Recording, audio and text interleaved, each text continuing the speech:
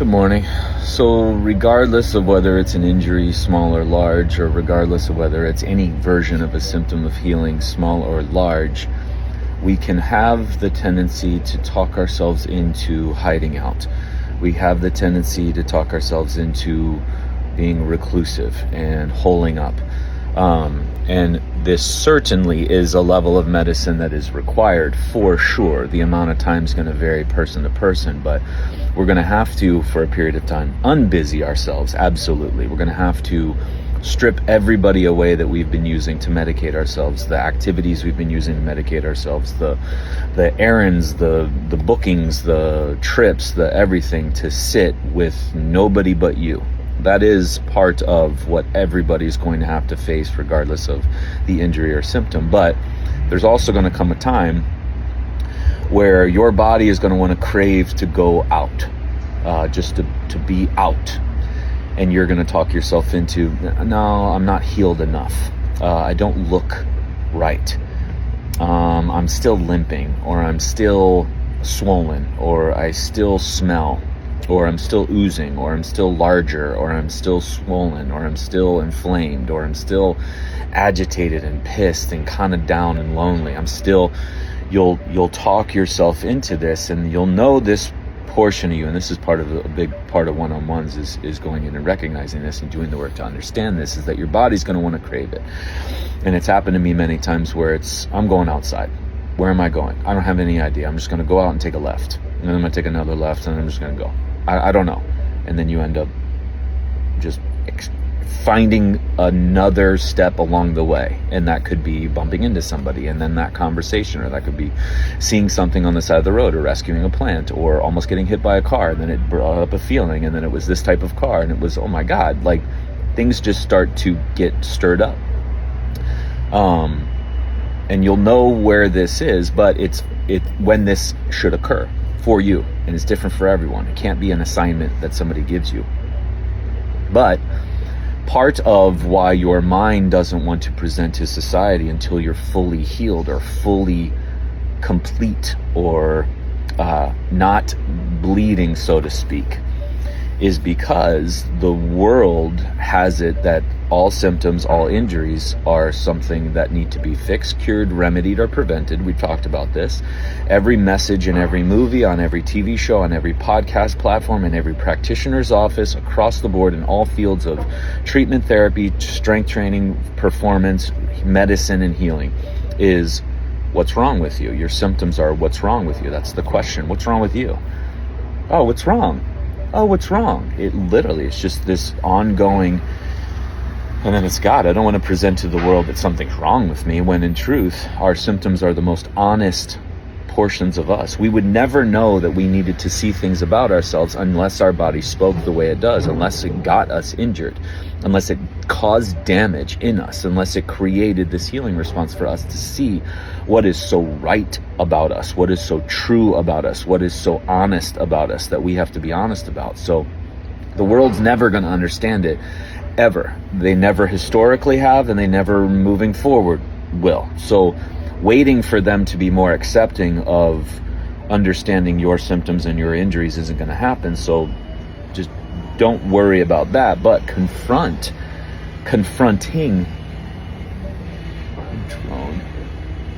a drone right over my house. What do you want? I know, normally I'm naked.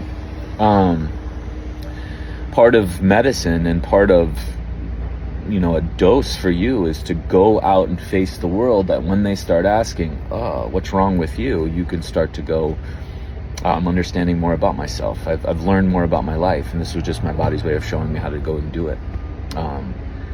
Learned a lot about myself. I've been through a lot, left a lot, or added a lot, and then you change that conversation. The dynamic of that conversation becomes a powerful exchange between people, plus you practiced with somebody else, then that reinforces the conversation you'll have with yourself.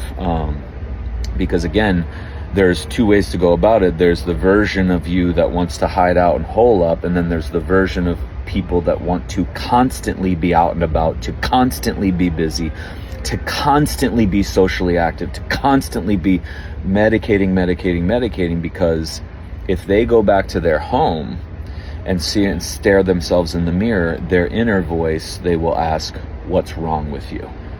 So it's the individual asking what's wrong with you, or it's society asking what's wrong with you. Either way, it's medicine, and there's absolutely nothing wrong with you, ever. Is there anything wrong with you?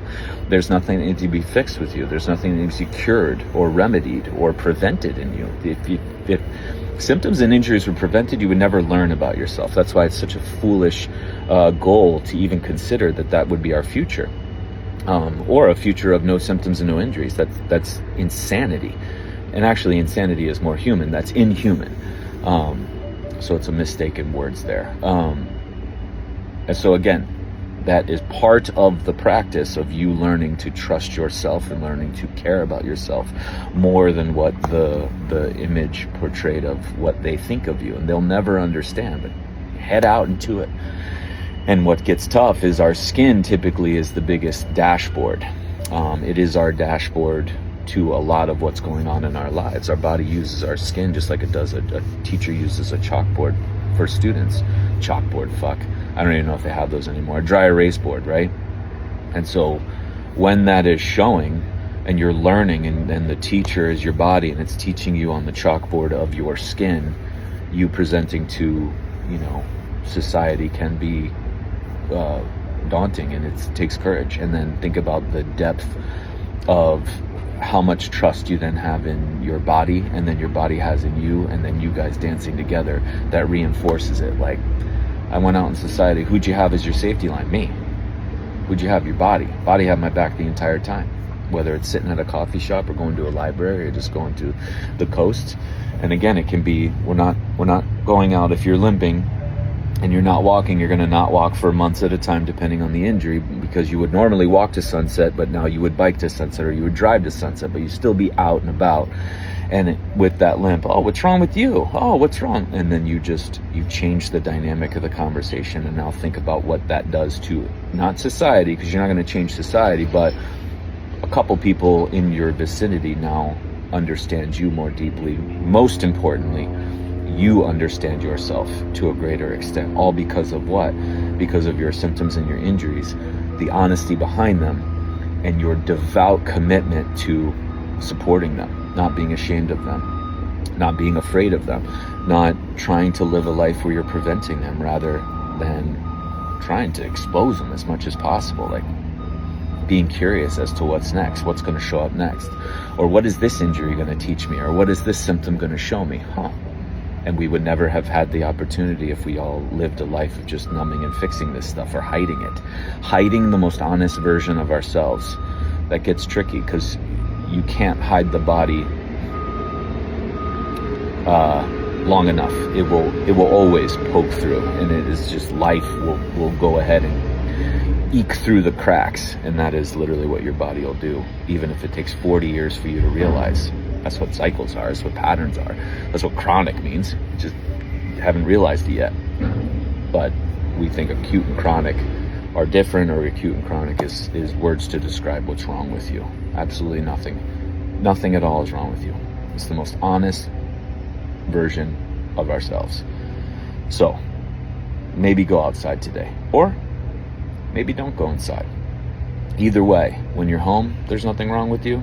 When you're out and about in society that won't understand you ever, especially as you continue to grow through symptoms and injuries, there's nothing wrong with you.